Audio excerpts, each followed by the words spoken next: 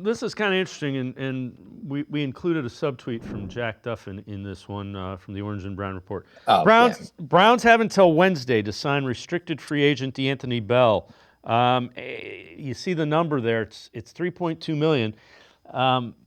Remember, they released Juan Thornhill. I know they have Ronnie Hickman, but it'll be interesting to see. And Jordan Schultz points out D'Anthony Bell's a really good special teams player, so it'll be interesting to see what they do with D'Anthony Bell. It's a big hitter.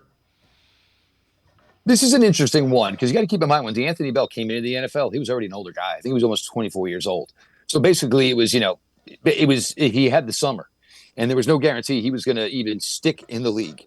Obviously, cut his teeth. Special teams got to play a little bit in the secondary in 23, a little bit more again in 2024.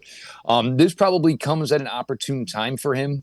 If this were maybe last year where you still had Thornhill, you had McLeod wanting to come back, it may not have worked out where you could have maybe taken this roll of the dice here with D'Anthony Bell. But if the Browns believe that he's part of a four-man safety room, then for me, this is probably a slam dunk and he comes back because not only do you have one of your top special teamers, but you also have, a member active player taking snaps with your secondary. I'm going to think this one's going to get done because usually in a situation like this, the team who's got basically the tender on the player knows the most about him and kind of knows the most in what he can give you. So I think for the Browns, this is probably going to be one, unless, look, the safety market's starting to go a little bit here.